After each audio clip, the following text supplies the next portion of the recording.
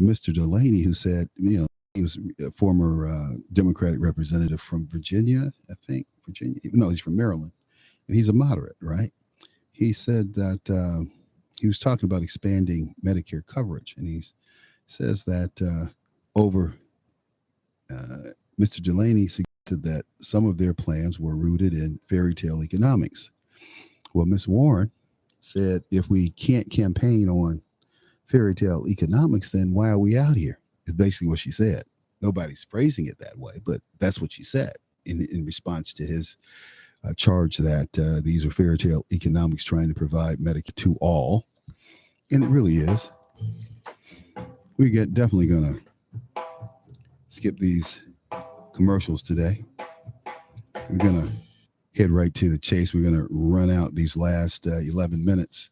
So I'm sorry about putting the paper in front of the camera. Remember, I told you we're out at YouTube, Charles Butler 52, and Facebook, Charles Butler Conservative. So I want to go back here to, I want to go to the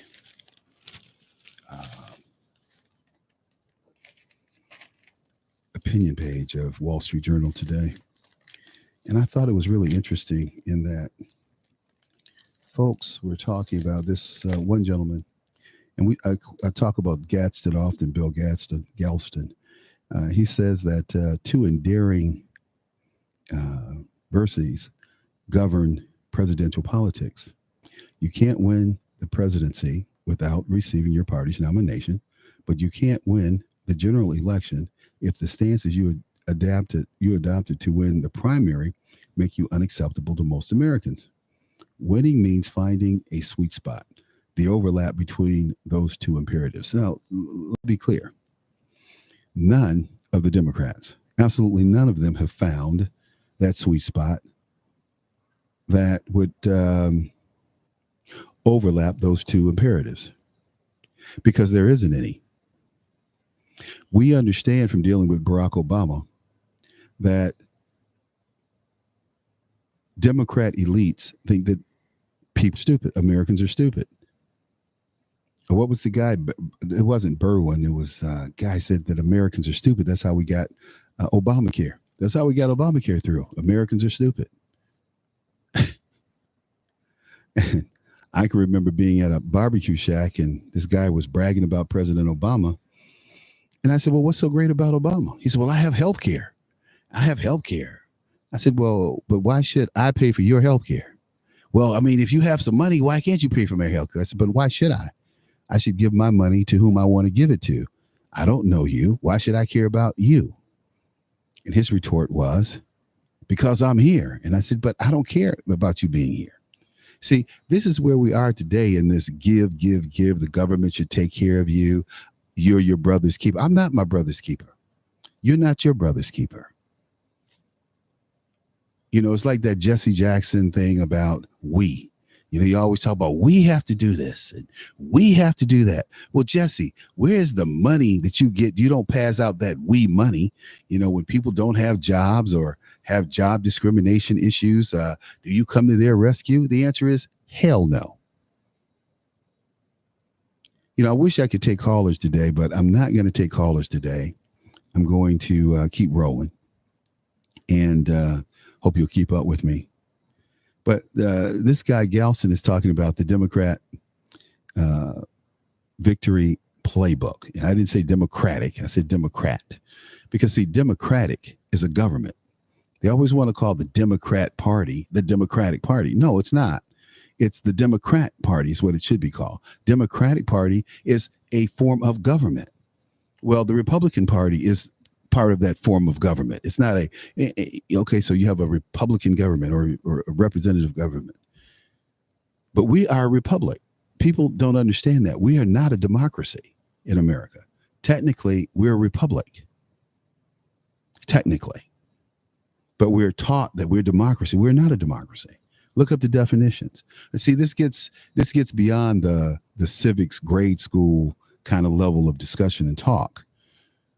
You know, it always amazes me that people in the Black community put so little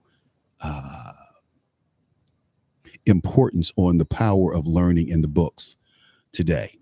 When I was coming along as a child and as a young adult in high school, we valued education. We valued books. Today, everybody has their own opinion.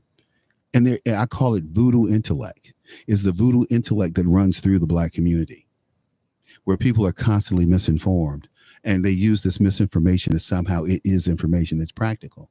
And that's why these cities, and they live in the squalor, and they live in the crime, and they live in the drug infested areas that they do, because they don't understand this is your government, this is your country, this is your community, and you have a right to live safely, pursue the American dream. These people who are out in the streets are not your brother. These criminals are not your friends. I had a guy hit my car the other day, about a month ago. Hit my door. He opened his door, and I was going past, and I hit his door with my mirror. Bam! And I actually thought I had hit him at some point, but I hadn't hit him, so it was good. So he so we pull over, we exchange numbers, we're exchanging information, and he starts calling me brother. Well, the last thing this guy could do is call me his brother, because I have absolutely no interest in being his brother. And so I said to him, sir, you're not my biological brother. You're not my Masonic brother, nor my fraternal brother. So why are you calling me brother? And his whole disposition changed. He got serious about the situation, because he realized, oh, he's not going to let me cut me any slack because I'm Black. He's absolutely right. Absolutely. So let's get back to the Democrat victory playbook. I don't think they're going to have a victory. There's no way to victory, because there's no way to overlap the sweet spot. They cannot win the nomination and win the general election. Can't do it. So as the column goes to press, this guy says, just before the second round of Democrat debates, many candidates seem to have forgotten the second half of the equation. No, they didn't forget. They know where they are. They know what they're doing. They hope the American people forget. And the American people are not. The most recent NPR Marcus survey provides detailed insights into this dynamic. For example, a Medicare for All plan that replaces private insurance is supported by 64% of Democrats, but only 41% of the electorate. 60% of Democrats back opening a national health insurance program to illegal immigrants, compared to only 33% of all the voters. Only 27% of Americans support decriminalizing unauthorized border crossings. The same small percentage favors reparations for slavery. Abolishing the death penalty wins a majority of Democrats, but barely more than a third of the country, because we realize that bad people need to be put down. That's the problem in the Black community. We have too many bad people who are not put down. Rejecting these proposals wouldn't commit Democrat candidates to the status quo. Take healthcare, for instance. Adding a public option, as Kamala Harris has done, to Medicare, or the Obama Medicare. How are they going to do all this? 91% of Democrats and 70% of the supermajority of the electorate. Government regulation of drug prices was backed by 80% of Democrats, as well as 2/3 of overall voters. So these people are totally out of sync and out of step with the American people. Totally. So that's the way this kind of works out. Now, let's consider immigration. I think we have too many foreigners in the country to begin with. And I think we should stop these foreigners coming in the country and all the chain migration that comes along with that. It's changing the demographics of the country for the worse, not for the better, for the worse. Because these people coming here will never be Americans. They're not built like Americans. They don't have our attitude. I mean, when you look at how we compete in the world, and let's just use the Olympics as an example. The only country that has ever closely competed with the U.S. in the Olympics is Russia. China can't compete with us in the Olympics. Winter, summer, Olympic, neither one. So, for many years, surveys have shown support for providing legal status and a pathway to citizenship for the Dreamers. I am against that. Young people brought illegally to the country as children. But the NPR market study is the latest in a long line to find strong support for offering illegal immigrants who meet stringent list of requirements a chance to move out of the shadows and become citizens. Not going to happen. And this NPR, not proper reports. That's what I would say. I mean, it's it's lefty of loon, and they still can't get support for this stuff. But that's the demographics that they go after, a liberal demographic, because you can get polls to reflect anything that you want. Like if people were polled on my show, they would poll conservative, very conservative. But look, we're coming up on the end of the show. It's going to end on Red State. We're going to continue to broadcast out on Facebook and YouTube. And I'm sorry about getting started so late, but it's the price you pay when ATT messes up your moving order. It's just the way it is. But you improvise, overcome, persevere, and win. That's the key, winning. I know for some people it's nothing. Oh my God. Let's see. Somebody's out there texting. What did you guys say? Let's see here. Mr. Butler. Okay. Mary says, okay, what did she say? Come on. I lost it. Mr. Butler. Could you discuss the debates? Yeah, I'm trying to discuss the debates. It's a little difficult, Mary. What I'll do is I'll circle back and talk about the debates and my soundtracks up because of the situation I'm in right now. But, I think that people like Beto O'Rourke, and we didn't even cut to go out. Sorry, we were off the Red State, so I'm out here on Facebook. So the issue becomes, and the question becomes, a person like Beto O'Rourke. Beto is talking about how did Beto say it? He said, well, we have to go out and we have to take it. We have to. He wants to talk like he's a tough guy, and he also wants to talk about his military service. Well, I have problems with his military service. I have problems with Beto, and it's not what he's talking about. It's his personal life. The fact that he's a homosexual. I'm sorry.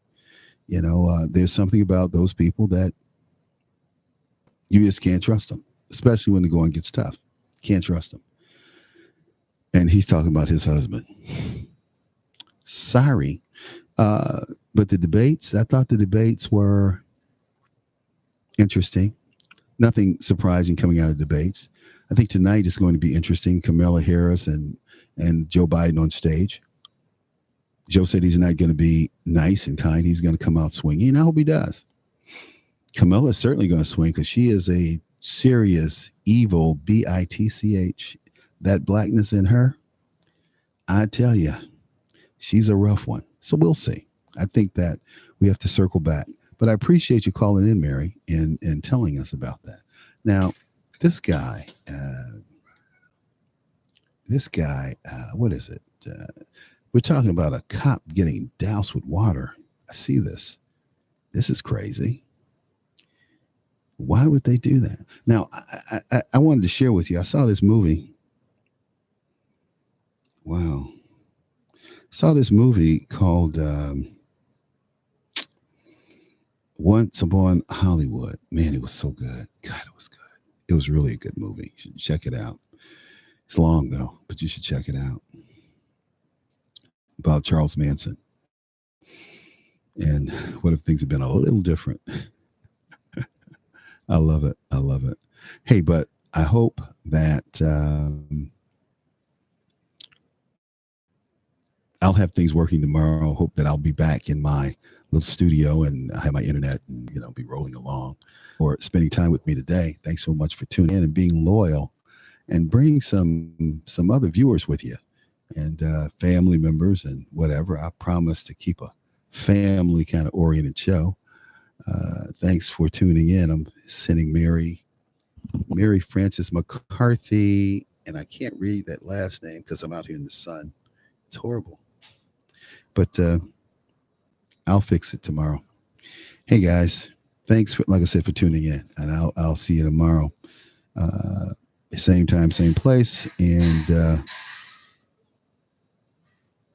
we'll probably have some we'll have some guests with us, Dan Perkins and some other folks. Okay, thanks again, tuning out.